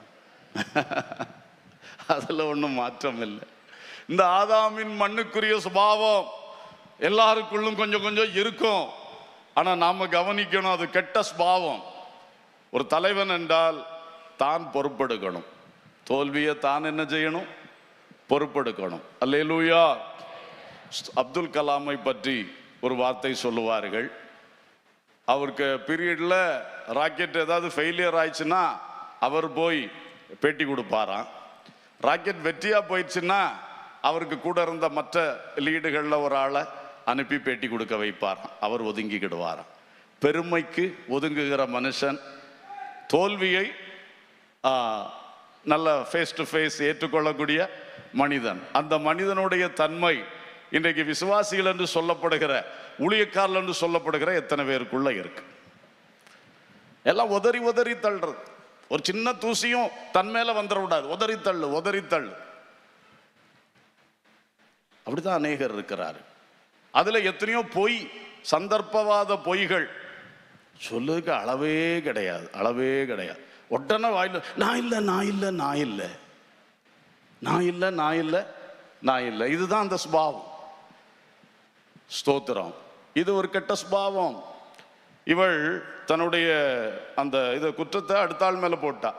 சாத்தானுடைய சுபாவமாக இது. வெளிப்படுத்தல் 12:10 சொல்லுது, அது கடைசி பகுதி, இரவும் பகலும் நம்முடைய தேவனுக்கு முன்பாக நம்முடைய சகோதரர் மேல் குற்றம் சுமத்தும் பொருட்டு அவர்கள் மேல் குற்றம் சாட்டுகிறவன் தாழ தள்ளப்பட்டு போனான். அல்லேலூயா. இந்த வலு சர்ப்பமாகிய பிசாசானவன் எப்ப பார்த்தாலும் தேவனுக்கு முன்பாக போய் யாரையோ பற்றி குறை சொல்லிட்டே இருப்பான். யோபுவை பற்றி குறை சொன்னான், அவனை பல பாடுகளுக்கு உட்படுத்தினான். ஆனா யோபு ஜெயித்தான். யோபு வாழ்க்கையில் கர்த்தரும் ஜெயித்தார். அல்லேலூயா. அவன் வேலையே இது. இரவும் பகலும் சகோதரர் மேல் குற்றம் சாட்டுகிறது யாருடைய வேலையா? சாத்தானுடைய வேலை. அப்போ நம்மளும் அந்த வேலையை செய்யறோம்னா நம்மளும் கிறிஸ்துவின் பிள்ளைன்னு சொல்ல லாயக்கே கிடையாது. சாத்தானுக்கு வேலையை செய்யறோம். சாத்தானின் ஊழியக்காரர்கள். சொல்லு தப்பா?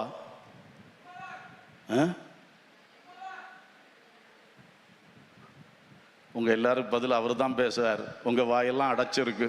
அல்லேலூயா. எதுக்கு எடுத்தாலும் ஒரு பதில் சொல்ல வேண்டிய நேரம் பட்டுன்னு ஒரு பதில் சொல்லி பழகுங்க, உங்களுக்கு பெரிய விடுதலை வரும். அல்லேலூயா, ஸ்தோத்திரம். சரி, சாத்தானுடைய பொல்லாத ஸ்பாவம். ஆனா இதுக்கு மறுபக்கம் இப்ப யோசேப்பு வாழ்க்கையை பாருங்க. அவனுடைய சகோதரர்கள் அவனுக்கு அவ்வளவு தீமை செய்தாங்க. அவனை கொல்லணும்னு திட்டம் போட்டாங்க. பிறகு அவன் வந்தவனு வஸ்திரத்தை உறிஞ்சாங்க. அவன் கொண்டு வந்து சாப்பாடை கையில வாங்கிட்டு அவனை தூக்கி குழியில போட்டாங்க. குழியில கிடந்து அவன் வேதனையோடு இருக்கும்போது அவன் கொண்டு வந்து சாப்பாடை இவன் எல்லாம் பங்கு போட்டு சாப்பிட்டுட்டு இருக்கான். அதுக்கு பிறகு குழியிலிருந்து கரையேற்றி அவனை விலை பேசி விற்றார்கள். 20 வெள்ளிக்காசுகளுக்கு சொந்த சகோதரனை விலை பேசி வித்து போட்டான். இவ்வளவு அநியாயங்கள் செய்து அவன் வாழ்க்கையே திசை திருப்பி விட்டுட்டானு. தகப்பனுடைய அன்பை விட்டு பிரிச்சுட்டானு. வீட்டை விட்டே பிரிச்சுட்டானுங்க. செய்த அநியாயங்கள் சொல்லி முடியாது. அவ்வளவு தீமை செய்தாங்க அந்த சகோதரங்க. அவங்களுக்கு இவன் ஒரு தீமை கூட ஒரு நாளும் நினைச்சதும் இல்லை, செய்ததும் இல்லை. ஆமென். ஆனா அவனுக்கு அவ்வளவு செய்தாங்க. இவ்வளவும் செய்து காலங்கள் ஓடி பிறகு அவங்க ஒரு சமயம் வந்து மன்னிப்பு கேட்கும் போது அவன் சொல்றான். ஆதியாகமம் 45:8 சொல்றான், ஆதலால் நீங்கள் அல்ல, தேவனே என்னை இவ்விடத்துக்கு அனுப்பி என்னை பார்வோனுக்கு தகப்பனாகவும் அவர் குடும்பம் அனைத்திற்கும் கர்த்தனாகவும் எகிப்து தேசம் முழுவதுக்கும் அதிபதியாகவும் வைத்தார். அல்லேலூயா. எப்போ நான் உங்களை பிளேம் பண்ண மாட்டேன். நீங்க செய்த என்ன செய்திருந்தீங்களோ நான் உங்களை குற்றம் சாட்ட மாட்டேன். ஏன்னா நான் அதுல தேவனை தான் பார்க்கிறேன். தேவன் உங்களை கொண்டு என்ன குழியில தூக்கி போட வச்சார். தேவன் என்னை அங்கிருந்து விற்பனையாக வச்சார். போத்திபார் விட்டு கொண்டு வந்தார். அங்கே அந்த போத்திபார் மனைவி மூலம் வீண்பழியும் தேவனை அனுமதித்தார். ஜெயில போட வச்சார். அந்த ஜெயில பானபாத்திரக்காரனை கொண்டு வந்து தொடர்புபடுத்தினார். அந்த சூழ்நிலை மூலமாய் இன்றைக்கு என்னை எகிப்துக்கே அதிபதியாய் மாற்றி இருக்கிறார். அல்லேலூயா. கடந்து வந்த பாதைகள் அவ்வளவு சங்கடத்துக்குரியது. கடைசியில என்ன தூக்கி எங்க வச்சாரு? அதிபதியாக மாற்றினார். ஆமென். இந்த பார்வோனுக்கே தகப்பனா மாற்றி இருக்கிறார். அவ்வளவு செய்தது. அப்ப நான் உங்களை பிளேம் பண்ண மாட்டேன். நீங்க எல்லாம் தானடா என்னை குழியில போட்டீங்க, நான் பேச மாட்டேன். அது நன்மைக்கு ஏதுவாக கர்த்தரே உங்களை கொண்டு செய்வித்தது. அல்லேலூயா. இது ஒரு நல்ல தாட். நம்ம வாழ்க்கையில அந்த ரோமர் 8:28 படி எல்லாம் நன்மைக்கு எதுவாய் நடக்கிறது என்று நாம் விசுவாசித்து யார் தீமை செய்தாலும் அவங்கள கோவப்படாம அவங்க மேல எரிச்சல் அடையாம அந்த இடத்துலயும் கர்த்தரை பார்ப்போம். ஆண்டவர் அனுமதிச்சிருக்கிறார், இவங்க இதெல்லாம் செய்யறாங்க, எனக்கு இதை நன்மையாக மாற்றுவார். எப்படி? அல்லேலூயா. நல்லது. ஆனா இதை ஏற்றுக்கொள்ள முடியுமா? எல்லாருக்கும் ஏற்றுக்கொள்ள முடியுமா? இதை ஏற்றுக்கொள்ளணும். கொண்டாதான் இந்த திருத்தம் நமக்குள்ள வரும். அப்போ ஒரு மனுஷன் தீமை செய்தா, தீய வார்த்தை பேசினா, என்ன செய்தாலும் அந்த மனுஷனுக்கு மேல நம்ம கர்த்தரையே பார்க்கணும். ஆண்டவரே, நீங்க அனுமதிச்சிருக்கிறீங்க, அவங்க செய்யறாங்க, இதில் எனக்கு நன்மை உண்டாக என்னை நினைத்தருளும் ஐயா. நெகேமியா ஜெபம் பண்ணுவார், எனக்கு நன்மை உண்டாக என்னை நினைத்தருள். அப்படித்தான் நம்ம கேட்கும். தாவீது அவருக்கு எதிராக சீமை தூஷித்த நேரத்துல பக்கத்துல நின்றவனா கொதிச்சு எழும்பினாங்க. இவன் ராஜாவை இப்படி பேசுவானா? ஒரு அனுமதி கொடுங்க, இப்ப அவனை வெட்டி கொன்னு போட்டுறேன். அவர் சொன்னார், வேண்டாப்பா வேண்டாம். சொல்லிட்டு என்ன வார்த்தை சொன்னார்? 2 சாமுவேல் 16:10 தாவீதை தூஷிக்க வேண்டும் என்று கர்த்தர் அவனுக்கு சொன்னார், ஆகையால் ஏன் இப்படி செய்கிறாய் என்று கேட்கத்தக்கவன் யார்? சீமை தூஷித்தான் என்று தாவீது நினைக்கிறத விட தாவீது எப்படி நினைச்சான்னா, கர்த்தர் அவனை என்னை தூஷிக்க சொல்லி இருக்கார், அவன் தூஷிக்கிறான். இந்த மாதிரி சிந்தனை வருமா நமக்கு? வருமா? நமக்கு வரணும். அதான் கிறிஸ்தவ வாழ்க்கை. அல்லேலூயா. இந்த பழைய ஏற்பாட்டு பக்தன் சின்ன பையன் யோசேப்புக்கு இதெல்லாம் வந்திருக்கு, அந்த தாவீதுக்கு இதெல்லாம் வந்திருக்கு.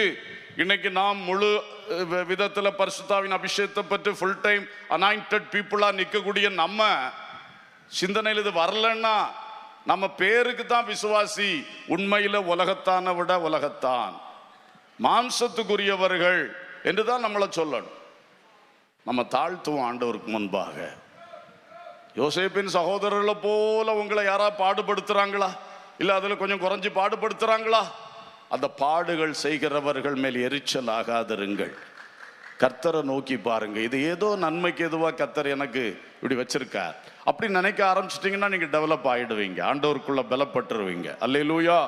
அவதூறா பேசுறான், வேண்டாதெல்லாம் பேசுறான், நான் செய்யாதெல்லாம் பேசுறான், மோசமா பேசுறான். கர்த்தர் அவனுக்கு சொல்லி இருப்பார், சொல்லுகிற வரைக்கும் பேசட்டும். இப்படி கூலாக எடுத்துக்கணும். நமக்குள்ள ஒரு கொந்தளிப்பு வரக்கூடாது. நான் கர்த்தர் கையில் இருக்கிறேன், அவர் அனுமதிக்காம எனக்கு ஒன்றும் நடக்காது என்கிறதுல உறுதியா இருங்க. இந்த மாதிரி அப்ப யாபேசின் தாய் பிளேம் பண்றவளா இருந்தா, தாவீது யோசேப்பு போன்றவர்கள் எல்லாம் அவள் பிளேம் பண்ணல. அவர்கள் கர்த்தரைத்தான் அந்த இடத்துல பார்த்தார்கள், கர்த்தரைத்தான் மகிமைப்படுத்தினார்கள். அல்லேலூயா. கர்த்தரும் அவர்களை கைவிடவில்லை, அவளை எட்டாத உயரத்தில் உயர்த்தி வைத்தார். அல்லேலூயா. அதே சகோதரர்கள் யோசேப்பு காலில் வந்து விழ வச்சார், அதே சீமை தாவீது காலில் வந்து விழ வச்சார். ஆனாலும் யோசேப்பு அவங்களுக்கு தீமை செய்யல, தாவீதும் கடைசி வர சீமைக்கு தீமை செய்யல. நல்ல உள்ளங்கள். அல்லேலூயா. இயேசு கிறிஸ்துவை இந்த பாடுபடுத்தி அடித்து சிலுவையில் ஆணி அடித்து தொங்க விட்டார்கள். அது வாய் திறந்து சொன்ன முதல் வார்த்தை, பிதாவே இவர்களுக்கு மன்னியும், மன்னியும், தாங்கள் செய்யறது இன்னதென்று அறியாதிருக்கிறார். அவர் அவர்களை குற்றம் சாட்டவில்லை என்பது மட்டுமல்ல, அவள் கேட்காமலே அவர்களுக்கு மன்னிப்பை அருளி செய்தார். அவர் இன்னும் யோசேப்பை பார்க்கிலும் தாவீதை பார்க்கிலும் உயர்ந்து நிற்கிறார். குற்றம் சாட்டல்ல என்பது மட்டுமல்ல, அவர்களுக்காக அவரே பரிந்து பேசி மன்னிப்பை கேட்டார். அல்லேலூயா. அதுதான் கிறிஸ்துவை பின்பற்றுகிறவன் தானே கிறிஸ்தவன். நாமும் அதைத்தான் பழக வேண்டும். அல்லேலூயா. கர்த்தர் மன்னித்தார், கர்த்தருக்கு ஸ்தோத்திரம். அப்புறம் பாருங்க, சாத்தான் குற்றம் சாட்டுறவன் இயேசு கிறிஸ்துவை பற்றி 1 யோவான் 2:1 சொல்லுகிறது, அவர் பிதாவின் வலது பாரிசத்தில் இருந்து நமக்காக பரிந்து பேசி கொண்டிருக்கிறார். அல்லேலூயா. சாத்தான் குற்றம் சாட்டுகிற வேலை. யாபேசின் தாய் குற்றம் சாட்டினாள். ஆனா கர்த்தரா இயேசு கிறிஸ்து மன்னிக்கிறவர், பிதாவினிடத்தில் பரிந்து பேசுகிறவர். இந்த சுபாவம் தான் நமக்கு இருக்கணும். நமக்கு நேராக தப்பு செய்தவங்களையும் மன்னிக்கிறதுக்கும், அவங்களுக்காக ஆண்டவர்ட்ட அப்பா மன்னிங்கப்பா என்று பரிந்து பேசுறதும் கூடிய ஒரு உயர்ந்த உள்ளம், நோபல் ஹார்ட், அதான் சயின்ஸ் ஹார்ட். அது நமக்கு கண்டிப்பாக இருக்க வேண்டும். கர்த்தர் கிருபை செய்வாராக. அல்லேலூயா. அடுத்ததாக கடைசியாக யாபேஸ். இந்த யாபேஸை பற்றி நம்ம பார்க்கும் பொழுது 10ஆம் வசனத்தில் அவனுடைய ஜபங்கள் சொல்லப்பட்டிருக்கிறது பாருங்க. ஆனால் அந்த ஜபங்களுக்கு முன்னாடி அவனுடைய முன்னிலைமை, அந்த ஜபத்தை அவன் பண்ணுறதுக்கு முன்னிலைமை எப்படி இருந்ததுன்னா, துக்கம் என்கிற பெயர் சூட்டப்பட்டவனாக, துக்கத்தின் மகன் என்று அறியப்பட்டவனாக, தாயை துன்பப்படுத்தினவன் என்று திரும்ப திரும்ப நினைப்பூட்டப்பட்டவனாக, தாயினால் துக்கம் சுமத்தப்பட்டவனாக, தாயினால் பழி சாட்டப்பட்டவனாக. ஒரு சங்கடமான வாழ்க்கை. வேற யாரும் செய்தா பரவாயில்ல, பெற்ற தாயே இப்படி இவனுக்கு ஒரு சங்கடத்தை ஏற்படுத்தி வச்சா யாரால தாங்க முடியும்? ஒருவேளை உங்களிலும் சிலர் சொந்த தாயினாலே வேதனைப்படுத்தப்பட்டு கைவிடப்பட்டு, பெற்றெடுத்த தாயே பிள்ளையாகிய உன்னை விட்டுவிட்டு வேறு விவாகம் செய்து போய்விட்டாள், யார் பின்னையோ போயிட்டா, எனக்கு யாரும் இல்லை என்ற வேதனையோடு வளர்ந்தவர்கள், வளர்ந்து கொண்டிருக்கிறவர்களாக இருக்கலாம். தகப்பன் பிள்ளையாகிய உன்னை கண்டுகொள்ளவே இல்லை, அவன் பாட்டுக்கு வித்தியாசமாக போயிட்டுருக்கான். நீயும் தாயும் கைவிடப்பட்டவர்களாக இருக்கலாம். பல சூழ்நிலைகள், சொந்த தாயினாலே சொந்த தகப்பனாலே கைவிடப்பட்டவர்கள், வேதனைப்படுத்தப்படுகிறவர்கள் உண்டு. ஆனால் அந்த சூழ்நிலை போன்ற ஒரு சூழ்நிலை தான் யாபேஸுக்கு இருந்துச்சு.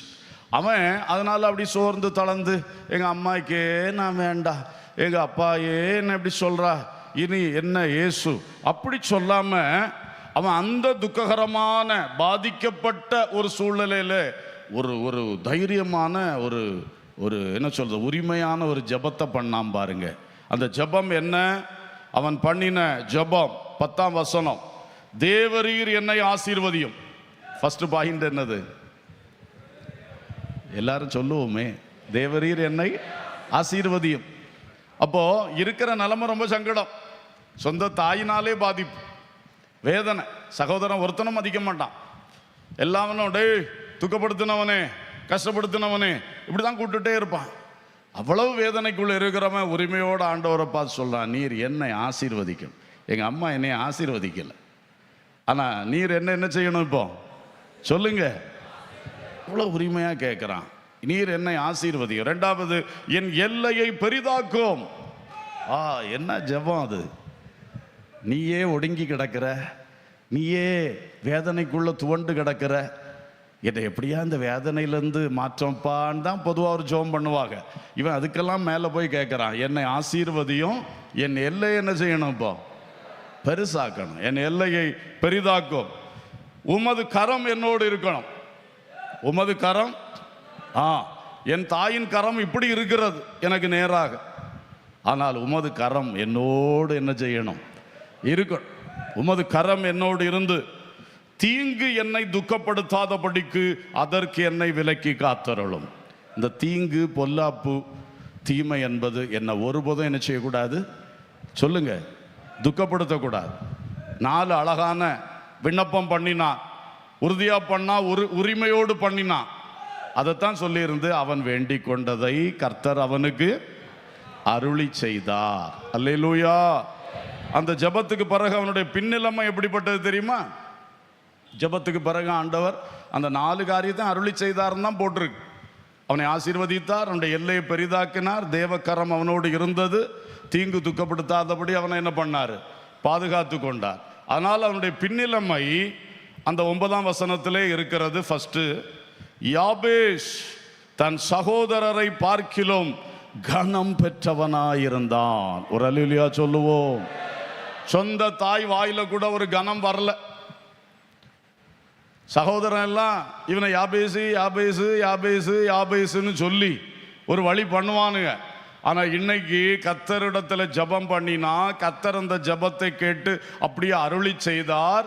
அப்பொழுது அவன் ஆசீர்வதிக்கப்பட்டவனாய் மாறினான், எல்லை பெரிதாக்கப்பட்டது, கர்த்தர் கரம் அவனோடு இருந்தது, தீங்கு அவனை துக்கப்படுத்தவே இல்லை.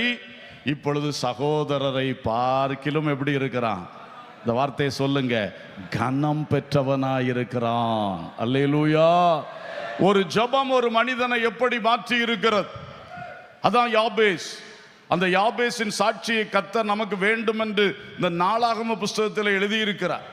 4ஆம் புஸ்தகம் எல்லாம் பெயர் பட்டியல் தான், பெயர் பட்டியல். அந்த பட்டியலுக்கு இடையிலே யாபேஸ் பிறந்தான் அப்படி முடிக்கிறதுக்கு ஆண்டவருக்கு மனசு இல்லை. அவனை பற்றி ஒரு 2 வசனம் எழுதினார். ஹல்லேலூயா. ஏன்னா அவன் ஒரே ஜெபத்தினாலே தன் வாழ்க்கை மாற்றம் பெற்றவன். அல்லேலூயா. ஆசீர்வாதம் இல்லையா? உரிமையோடு கேட்டான் ஐயா, உரிமையோடு கேட்டான். ஹல்லேலூயா. உன் எல்லை பெரிதாகவில்லையா? உரிமையோடு கேள், உன் தகப்பனிடத்தில் கேள். ஹல்லேலூயா. கர்த்தர் பெரிய காரியங்களை செய்வார். இதான் யாபேசினுடைய வாழ்க்கை. இந்த கண்களை மூடி ஒரு சில நிமிடங்கள் தேவ சமூகத்தில் யாபேஸ் ஜெபித்தது போல நாமும் ஜெபிக்க போகிறோம்.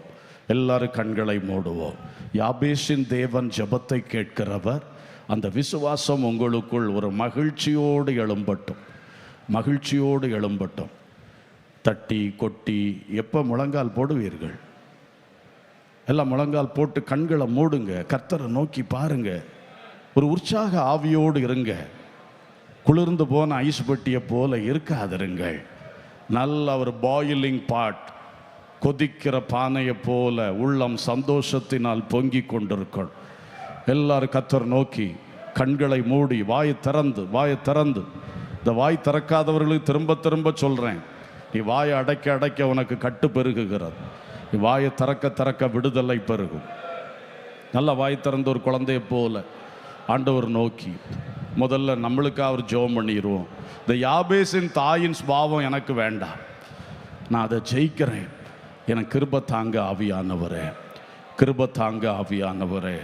அவள் துக்கமான பகுதியை மட்டும் சிந்தித்து கொண்டே இருக்கக்கூடியவள். நான் அப்படி இனி இருக்க மாட்டேன். ஒரு தீமை ஆனால் 1000 நன்மைகள். அந்த 1000 நன்மைகளை நினச்சி சோத்திரம் பண்ணுவேன்ப்பா. அந்த ஒரு தீமை கூட நாளைக்கு நன்மையாக தான் மாறப்போகுது, நாளைக்கு நன்மையாக தான் மாறப்போகுது. ஆனால் அந்த தீமையை நான் நினச்சிட்டு இருக்கவே மாட்டேன். சின்ன பிள்ளைகள் எல்லாம் வாய் திறந்து ஜோம் பண்ணு. உன் சுபாவம் சின்ன வயசுல எப்படிப்பட்ட நல்ல சுபாவமாக வளர்ந்துருச்சுன்னா நீ எவ்வளவு மேன்மை பெறுவாய். ஹல்லேலூயா, ஸ்தோத்திரம் ஸ்தோத்திரம். என் பாரத்தை பிறர் மேல சுமத்த மாட்டேன். ஆண்டவரே, என் பாரத்தை வாயில வந்தபடி பேசி அடுத்த ஆள் மேல சுமத்த மாட்டேன், கஷ்டப்படுத்த மாட்டேன், கண்டபடி பிஹேவ் பண்ணி அடுத்த ஆள் மேல அந்த பாரத்தை போட மாட்டேன். ஸ்தோத்திரம். நானே சுமந்து கொண்டிருக்கவும் மாட்டேன், உங்க மேல வச்சிருவேன், உங்க மேல வச்சிருவேன். நீங்க தந்த பிள்ளைகள், எங்க பிள்ளைகளை உங்க கையில தாரேன், அந்த பாரத்தையும் சேர்த்து தாரேன். நீங்க தந்த குடும்பம் உங்க பாதத்தில் தாரேன், பாரத்தையும் சேர்த்து தாரேன். நீங்க தந்த வேலை தொழில் அதை உங்க பாதத்தில் வைக்கிறேன், அது சம்பந்தமான பாரத்தையும் சேர்த்து வைக்கிறேன். கர்த்தாவே சொல்லும், அடியேன் கேட்கிறேன். உங்க பாதத்தில் வச்சுட்டேன், இனி நீங்க சொல்லுங்க, நான் கேட்கிறேன். நீங்க சொல்லுங்க, நான் கேட்கிறேன். ஹல்லேலூயா, praise the Lord, praise the Lord. ஹல்லேலூயா. அடுத்தவங்களை குற்றம் சாட்ட மாட்டேன், அவங்கள மன்னிப்பேன், அவங்களுக்கு பரிந்து பேசுவேன். கர்த்தர் சொல்லித்தான் அவங்க செய்யறாங்க, கர்த்தர் அனுமதிச்சு தான் அவங்க இப்படி நடந்துக்கிறாங்க என்று அதுலேயும் உங்களை தான் நான் நோக்கி பார்ப்பேன். ஏன்னா நான் உங்க கையில் இருக்கிறேன், நான் உங்க கையில் இருக்கிறேன். அவனும் இவனும் எவனோ செய்கிறான், ஆனால் நான் உங்க கையில் இருக்கிறேன். நீங்கள் அனுமதிக்காமல் ஒருத்தனும் ஒன்றும் செய்ய முடியாது. அப்படி செய்யறதுக்கு நீங்கள் அனுமதிச்சிங்கன்னா அதனால் ஒரு பெரிய நன்மை எனக்கு கொண்டு வர போறீங்க. ஹல்லேலூயா, பிரைஸ் தி லார்ட். இப்பொழுது யாபேஸ் ஜெபித்தது போல உரிமையோடு ஜெபிப்போம். அப்பா என்னை ஆசீர்வதியும், அப்பா என்னை ஆசீர்வதியும், பூமிக்குரிய நன்மைகளால் ஆசீர்வதியும், ஆவிக்குரிய ஆசீர்வாதங்களால் என்னை ஆசீர்வதியும், பரலோக பொக்கிஷங்களால் என்னை ஆசீர்வதியும். சொல்லுங்க. வார்த்தைகளை சொல்லுவதற்கே ஒரு உற்சாகம் ஒரு சிலருக்கு இல்லை. நீ எப்படி பெற்றுக்கொள்வாய், என்ன பெற்றுக்கொள்ள போகிறாய், எதற்காக இயேசு பின்னால வந்திருக்கிறாய்? கேட்பதை உற்சாகத்தோடு உணர்வோடு தெளிவோடு கேட்போம். என்னை ஆசீர்வதியும், என் பூமிக்குரிய விஷயங்கள் எல்லாவற்றையும் ஆசீர்வதியும், என் களஞ்சியங்கள் எல்லாம் ஆசீர்வதியும். அப்பா என் பிள்ளைகளை ஆசீர்வதியும், கல்வி ஆசீர்வதியும், வாழ்வை ஆசீர்வதியும். எல்லாம் ஆசீர்வதிங்கப்பா, எல்லாம் ஆசீர்வதிங்கப்பா. என் எல்லையை பெரிதாக்கும். நான் குறுகி குறுகி போகிறவர் அல்ல, நான் வளர்ந்து பெருகுகிற மனிதன். ஹல்லேலூயா. எல்லையை பெரிதாக்கும். அப்படியே கேளுங்க கேளுங்க கேளுங்க. எனக்கு என்னெல்லாம் வச்சிருக்கீங்களோ அதெல்லாம் தாங்கப்பா. எனக்காக பரத்தில் எவைகளை உருவாக்குறீங்களோ அப்படியே என் கையில இறங்கி வரட்டும்.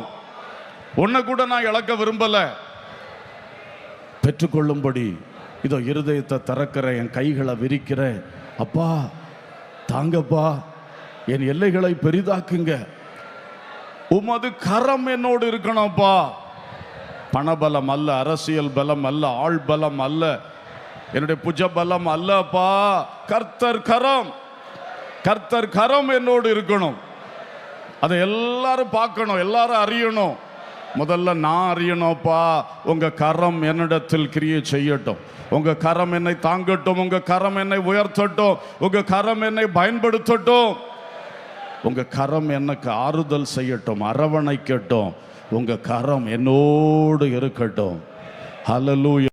தீங்கு என்னை துக்கப்படுத்தாதபடி என் ஜீவ கால பரியந்தம் இந்த காரியத்தை செய்யுங்கப்பா. தீங்கு என்ன துக்கப்படுத்தக்கூடாது, பொல்லாப்பு எனக்கு நேரிடக்கூடாது, வாதை என் கூடாரத்தை அணுகக்கூடாது. தீங்கு நாளில் உம்முடைய கூடார மறைவில் என்னை வைத்து என்னை உயர்த்துவீராக. தீங்கு என்னை துக்கப்படுத்தக்கூடாது, என் குடும்பத்தை துக்கப்படுத்தக்கூடாது, என் சந்ததிகளை தீங்கு துக்கப்படுத்தக்கூடாது, என் வாழ்க்கையில் தீங்கு வரக்கூடாது. இயேசுவே, தீங்குக்கு எங்களை விலக்கும் விலக்கும் விலக்கும். ஹல்லேலூயா, ஹல்லேலூயா, ஹல்லேலூயா. Praise the Lord, praise the Lord, praise the Lord. தீங்கு நாளில் தம் கூடார மறைவில் தேடி சேர்த்தென்னை மறைப்பார். தீங்கு நாளில் தம் கூடார மறைவில் தேடி சேர்த்தென்னை மறைப்பார். உன்னதத்தில் மறைவாக ஒளித்தென்னை பாதுகாத்து உயர்த்துவார் கண்மாலை மேல். உன்னதத்தில் மறைவாக ஒளித்தென்னை பாதுகாத்து உயர்த்துவார் கண்மாலை மேல். காலையும் மாலை எவ்வேளையும் கர்த்தரை கருத்துடன் பாடிடுவே. காலையும் மாலை எவ்வேளையும் கர்த்தரை கருத்துடன் பாடிடுவே. பரிசுத்தர் பரிசுத்தர் பரிசுத்தர் என தூதர் பாடிடும் தொனி கேட்குதே. பரிசுத்தர் பரிசுத்தர் பரிசுத்தர் என தூதர் பாடிடும் தொனி கேட்குதே. பரிசுத்தர் பரிசுத்தர் பரிசுத்தர் என தூதர் பாடிடும் தொனி கேட்குதே. பரிசுத்தர் பரிசுத்தர் பரிசுத்தர். ஓ, ஜெபத்தை கேட்கிற பரிசுத்தர், தீங்குக்கு என்னை விலக்குகிற பரிசுத்தர், என்னை ஆசீர்வதிக்கிற சேனைகளின் கர்த்தராகிய பரிசுத்தர், என் எல்லைகளை பெரிதாக்குகிற சேனைகளின் கர்த்தராகிய பரிசுத்தர், எனக்கு வரவேண்டிய நன்மைகளை ஆக்கிரமித்து நிற்கிற அசுத்த ஆவிகள் அந்தகார வல்லமைகளை துரத்துகிற சேனைகளை அனுப்பி துரத்துகிற சேனைகளின் கர்த்தராகிய பரிசுத்தர், தீங்கு என்னை துக்கப்படுத்தாதபடி உமது கரத்தின் நிழலில் என்னை வைத்திருக்கிற பரிசுத்தர், உமது கரத்தை உயர்த்துகிற பரிசுத்தர். ஹல்லேலூயா, ஹல்லேலூயா, ஹல்லேலூயா. Praise the Lord, praise the Lord, praise the Lord, praise the Lord. நல்ல கரங்களை தட்டி கர்த்தரை ஸ்தோத்திரம் பண்ணுவோம். கரங்களை தட்டி கர்த்தரை ஸ்தோத்திரம் பண்ணுவோம். Glory, glory, glory.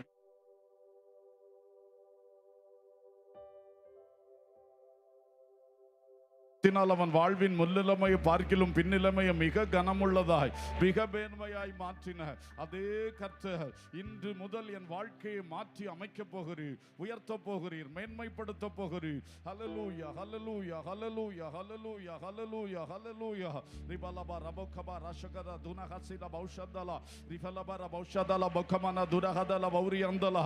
யாபேசின் தாயின் எந்த ஒரு அந்த பொல்லாத குணங்களும் எனக்கு இராதபடி என்னை சுத்திகரிக்க ஸ்தோத்திரம். அந்த பொல்லாத சுபாவங்களை என்னை விட்டு அகற்றுகிறதற்காய் ஸ்தோத்திரம். இனி நானும் கவனத்தோடு நடந்து கொள்ளுவேன். ஹல்லேலூயா, ஸ்தோத்திரம், ஸ்தோத்திரம், ஸ்தோத்திரம். Praise God, praise God. அன்புள்ள பிதாவே, நல்ல தகப்பனே, யாபேசின் தேவனே உமக்கு ஸ்தோத்திரம்.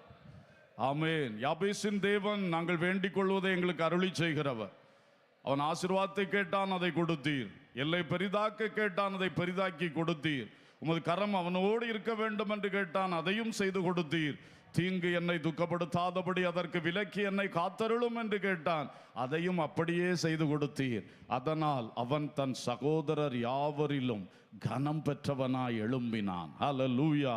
இன்றைக்கு சகோதரர்களுக்கு நன்மை செய்வதற்காக, எல்லாரையும் வாழ வைப்பதற்காக, இயேசுவின் ஆசீர்வாதங்களை பெற்றுக் கொடுப்பதற்காக நாங்களும் இந்த விண்ணப்பத்தை வைக்கிறோம். எங்கள் சகோதரங்களின் நடுவில் எங்களை கனம் பெற்றவர்களாய் எழுப்பும் என்று ஜெபிக்கிறோம். பெருமைக்காக அல்லப்பா, அவர்களுக்கு நன்மை செய்ய விரும்பி கேட்கிறோம் தகப்பனே. எங்கள் சகோதரர்களிலும் மேலாக எங்களை கனம் பெற்றவர்களாய், ஆசீர்வதிக்கப்பட்டவர்களாய், பெருகினவர்களாய், கர்த்தர் கரத்தை வெளிப்படுத்துகிறவர்களாய், ஆமென், தீங்கு துக்கப்படுத்தப்படாமல் வாழுகிறவர்களாய் ஆசீர்வதியும் என்று வேண்டிக் கொள்ளுகிறோம். யாபேசின் தாயை போல ஆண்டவரே, துக்கத்தை பிறர் மேல் சுமத்துகிற தன்மைகள், துக்கத்தையே யோசித்து யோசித்து இருக்கிற தன்மைகள், பிறரை குற்றம் சாட்டுகிற தன்மைகள் எல்லாம் எங்களை விட்டு ஓடட்டும் ராஜா. நற்சுபாவம் படைத்தவர்களாய், கிறிஸ்துவின் சாயல் பெற்றவர்களாய் நாங்கள் எழும்பி பிரகாசிக்க, சாட்சிகளாய் இருக்க உதவி செய்யும். ஆசீர்வதியும். துதி, கனம், மகிமை உமக்கே செலுத்துகிறோம். இயேசுவின் நாமத்தில் கேட்கிறோம் ஜீவனுள்ள பிதாவே, ஆமேன். என் ஆத்துமாவே கர்த்தரை ஸ்தோத்திரி, என் முழு உள்ளமே அவருடைய பரிசுத்த நாமத்தை ஸ்தோத்திரி.